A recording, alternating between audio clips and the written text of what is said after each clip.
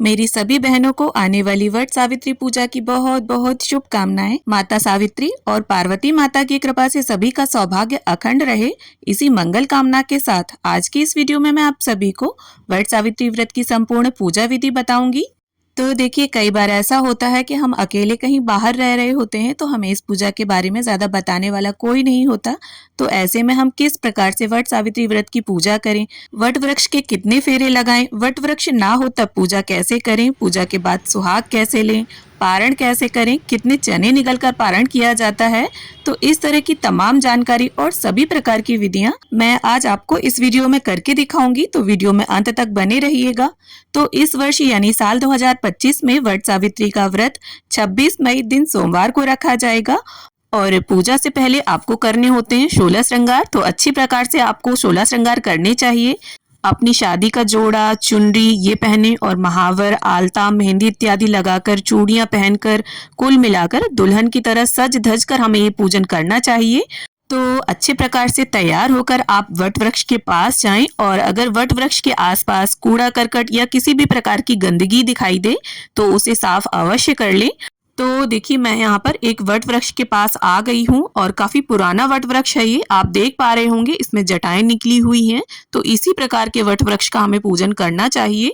तो दोस्तों, उत्तर भारत में ज्येष्ठ अमावस के दिन और दक्षिण भारत में ज्येष्ठ पूर्णिमा के दिन ये पूजन होता है, पर पूजा विधि और नियम जो है वो सेम ही रहते हैं। और इस प्रकार से छींटा देकर भूमि का पवित्रीकरण करके फेरी देते हुए हमें जल चढ़ाना होता है। और आप यहाँ पर चाहें तो अधिक मात्रा में भी जल अर्पित कर सकते हैं और इस जल में आप कच्चा दूध और कुछ मीठा भी मिला लें। तो देखिए, वट वृक्ष के पत्तों से आज के दिन श्रृंगार किया जाता है। आप माला बनाकर या कलाई में भी इसे पहन सकते हैं या फिर अपनी चोटी या जूड़े में आप इस प्रकार से पत्ता लगाकर पूजन करें। अपने सुहाग की चुनरी ओढ़ें और जो आपकी शादी में चुनरी चढ़ी हो वो उसे ओढ़कर आप पूजन करें। और इसके साथ ही आसन अगर लेकर आए हैं तो उसे बिछा लें, इससे पूजा का पूरा फल आपको मिलेगा और आपके कपड़े भी गंदे नहीं होंगे। और इसके बाद हल्दी या आटे की मदद से आप चौक पूर लें, स्वास्तिक बना लें, मतलब कोई भी मंगल चिन्ह आप बना सकते हैं, स्वास्तिक, अष्टदल, कमल। तो यहाँ पर मैं हल्दी से स्वास्तिक बना रही हूँ। तो शास्त्रों के अनुसार सर्वप्रथम माता सावित्री ने अपने पति सत्यवान के प्राणों की रक्षा के लिए ये व्रत किया था, इसीलिए इसे वट सावित्री व्रत नाम दिया गया। तो यहाँ पर मैंने मिट्टी से गौरी माँ बना ली है और एक सुपारी में मौली लपेटकर यहाँ गणपति जी को मैंने बना लिया है और एक बरगद के पत्ते पर अब हम गणपति जी की और गौरी माता की स्थापना कर लेंगे और फिर थोड़े से अक्षत डालकर यहाँ पर मैं कलश स्थापना कर लूंगी। देखिए, कलश आप मिट्टी का ही लें क्योंकि देखिए यहीं पर हमें ये छोड़कर जाना होता है। तो कलश में आप कंठ तक शुद्ध जल भर लें और कलश के अंदर सिक्का, सुपारी, थोड़ी सी हल्दी, रोली, अक्षत ये सभी सामग्री डाल दें और कलश पर मैंने चंदन से स्वास्तिक बना दिया है, उसके कंठ पर मोली बांध ली है।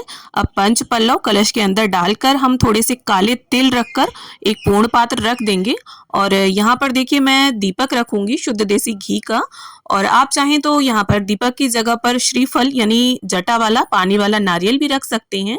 अब इसके साथ एक बरगद के पत्ते पर यहाँ वट सावित्री व्रत की कथा पुस्तिका है मेरे पास, तो मैं उसे रख लूंगी और इसी चित्र में ही हम यमराज जी का, सावित्री माता का और सत्यवान जी का पूजन करेंगे।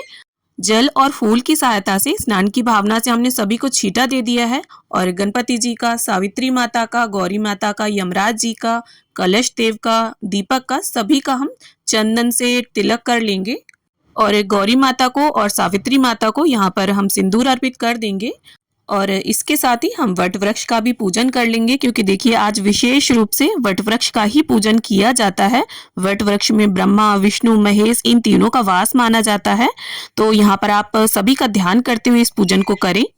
अब देखिए, हम जो ऐपन बनाकर घर से लेकर आए हैं उसे अच्छी तरह से 5, 7, 11 बार अर्पित करें, वट वृक्ष पर अच्छे प्रकार से इसे लगा दें।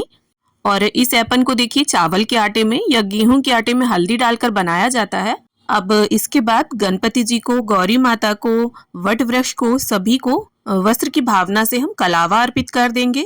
अब इसके साथ ही हाथ में थोड़ी सी हल्दी और जल लेकर, यहाँ पर जनेऊ सफेद है मेरा तो उसको मैं पीला कर लूंगी इस प्रकार से। अगर आपके पास पीला जनेऊ है तो उसमें भी थोड़ी सी हल्दी लगाकर आप इस प्रकार से वट वृक्ष को अर्पित करें। अब इसके साथ ही हम सभी को अक्षत अर्पित कर देंगे और जो भी पुष्प हो आपके पास आप वो अर्पित करें। यहाँ पर गणपति जी को, गौरी माता को लाल गुलाब के पुष्प हैं मेरे पास, तो मैंने वो अर्पित किए हैं। इसके साथ ही माता सावित्री को, यमराज जी को, सत्यवान जी को, कलश देव को, वट वृक्ष को, यहाँ पर सफेद और पीले पुष्प हैं तो मैं वो अर्पित कर दूंगी। और साथ ही अमावस्या की तिथि है तो यहाँ पर काले तिल मैंने सभी को अर्पित कर दिए हैं। अब इसके साथ ही कच्चे सूत से या सिलाई वाली कॉटन की रील से, पीली रील से 12-12 धागों के 2 डोरे तैयार किए जाते हैं। एक स्वयं के लिए होता है और एक वटवृक्ष को अर्पित किया जाता है। और अगर कच्चे सूत से आप इसे बनाते हैं तो इसे हल्दी से पीला करेंगे आप। अब वटवृक्ष को यहाँ उपवस्त्र के रूप में मैंने एक पीला अंगोछा अर्पित किया है और आप अपने पति के लिए भी कुछ ना कुछ जरूर लेकर आएं और यहाँ पर चढ़ाएं। आप पैंट, शर्ट, बनियान, रुमाल कुछ भी रख सकते हैं। और साथ ही मैंने यहाँ पर एक ब्लाउज पीस और 16 श्रृंगार की सामग्री भी रख दी है और साथ में कुछ दक्षिणा भी आप जरूर रख दें। और सुहाग सामग्री मैंने यहाँ बांस की डलिया में रखी है। अब देखिए, अगर आपको बांस का पंखा मिल जाता है, क्योंकि हर जगह बांस का पंखा नहीं मिल पाता, तो जो भी पंखा आपको मिलता है आप उसको यहाँ पर रखें, क्योंकि पंखे का जो रखने का है उसका भी नियम जरूर हमें करना होता है। अब देखिए, काले अंकुरित चने का इस पूजा में बहुत अधिक महत्व है, तो यहाँ पर सभी को हम काले अंकुरित चने अर्पित कर देंगे। अंकुरित चने अर्पित करने से ऐसा माना जाता है कि वंश वेल में वृद्धि होती है। और अगर आपके यहाँ सिर्फ भिगोए हुए या सूखे चने चलते हैं तो आप उन्हें यहाँ पर रखें। और इसके साथ ही जो भी मौसम के फल हैं वो अर्पित करें और साथ ही एक जटा वाला नारियल भी आप ज़रूर अर्पित करें। इसके साथ ही जो भी आपके यहाँ देखिए भोग प्रसाद में बनता है, किसी के यहाँ मीठी पूड़ी, गुलगुले, मीठे बरगदे, इस तरह से बनाया जाता है, तो जो भी कुल परंपरा हो भोग की, आप उस प्रकार से भोग प्रसाद अर्पित करें। और इसके बाद सीधे हाथ में थोड़े से काले चने लेकर हम वट सावित्री व्रत की कथा पढ़ लेंगे या सुन लेंगे। और देखिए, ये पूजन वैसे तो ग्रुप में ही अच्छे लगते हैं, कोई कथा पढ़ता है, कोई सुन रहा होता है, और अगर पूजा का हम कोई स्टेप भूल रहे होते हैं तो एक दूसरे को देखकर हमें पता चल जाता है। तो इस प्रकार से कथा संपन्न करने के बाद अब हम धूप दीप से सभी की आरती उतार लेंगे। और देखिए, बेसिकली ये पूजा जो है वो मिलजुल कर करने से ही अच्छी लगती है। और आपने देखा भी होगा, जब आप जाते होंगे वट वृक्ष के नीचे कितनी भीड़ होती है। और कई बार ऐसा होता है, हम नई जगह पर शिफ्ट करते हैं तो ज़्यादा हमें कोई जानता नहीं है, तो ये जो मौका होता है इस समय में हम अपनी सखी सहेलियाँ बनाकर मेलजोल को बढ़ा सकते हैं। तो इस प्रकार से देखिए, मैंने यहाँ पर कपूर से आरती की है, आप चाहें तो घी के दीपक से आरती कर सकते हैं। और आरती संपन्न करने के बाद अब हमें करनी होती है फेरी वट वृक्ष की। तो यहाँ पर देखिए, आप कच्चे सूत से भी फेरी दे सकते हैं और कलावे की मदद से भी। तो यहाँ मैं कलावे से फेरी दे रही हूँ और धागे को इस प्रकार से देखिए एक सिरे से अटकाकर हम फेरी दे लेंगे वट वृक्ष की। तो आप चाहें तो यहाँ पर 5, 7, 11, 21 उतनी जितना आपका धागा हो उतनी आप फेरी दे लें। और एक्स्ट्रा की जो फेरियां अगर आपको लगानी है तो आप काले चने से भी लगा सकते हैं, या हाथ में काजू, किशमिश, मूंगफली दाना जो भी उपलब्ध हो आपके पास, आप बाकी की बची हुई फेरियां उससे लगा सकते हैं। और आप अपने सामर्थ्य के हिसाब से इन फेरियों को लगाएं। और देखिए, सबसे उत्तम तो जो है वो 108 फेरियां होती हैं, लेकिन ये पूरी तरह से आपकी शारीरिक क्षमता पर निर्भर करता है, क्योंकि देखिए काफ़ी धूप हो जाती है, तो जितनी आपके शरीर में क्षमता हो उतनी आप फेरियां लगाएं। क्योंकि देखिए, ऐसा ना हो देखा देखी में आप अपनी शारीरिक सामर्थ्य के ऊपर फेरियां लगा लें और बीमार पड़ जाएं, तो ऐसा ना करें आप। और वट वृक्ष की फेरियां संपन्न करने के बाद अब हम वट वृक्ष के गले मिल लेंगे, यानी भेंट लेंगे वट वृक्ष को। और फिर इस प्रकार से बड़ बाबा के चरण स्पर्श कर लेंगे। अब इसके साथ ही जो भी पंखा आपने चढ़ाया था यहाँ पर, उससे वट वृक्ष को पंखा झल देंगे, पंखे से हवा कर देंगे। और इसी पंखे से सबसे पहले हमें अपने पति को भी हवा करनी होती है। और ये पंखा हमें नया चढ़ाना होता है। और जो डोरा हमने चढ़ाया था, एक तो वट वृक्ष को अर्पित कर दिया था, और जो दूसरा डोरा है उसे हमें स्वयं धारण करना होता है पति के हाथों से। अब इसके बाद देखिए, हमें एक नए सिंदूर की डिब्बी लेनी होती है, लाल या पीला, जिस भी सिंदूर से आपकी मांग भरी गई हो शादी में, और उसे अपनी चुनरी के छोर में रखकर इस प्रकार से हमें गौरी माता को ये सिंदूर अर्पित करना होता है और फिर सावित्री माता को। और फिर इसी सिंदूर को हम अपनी मांग में माता के आशीर्वाद के स्वरूप लगा लेंगे। तो इस प्रकार से सुहाग लेने की विधि संपन्न हो जाती है। और सुहाग लेने की विधि हमें सबसे अंत में करनी चाहिए, पारण करने से पहले। तो इस प्रकार से हमारी पूजा संपन्न हो जाती है। और देखिए, अगर आपको पीरियड आती है तो साक्षात आप पूजन नहीं कर सकते, आप किसी अन्य से इस पूजन को करा सकते हैं। और प्रेगनेंसी में भी देखिए, कठिन व्रत का नियम ना लें आप, अगले साल इस व्रत को आप अपने अनुसार कैसे भी करें।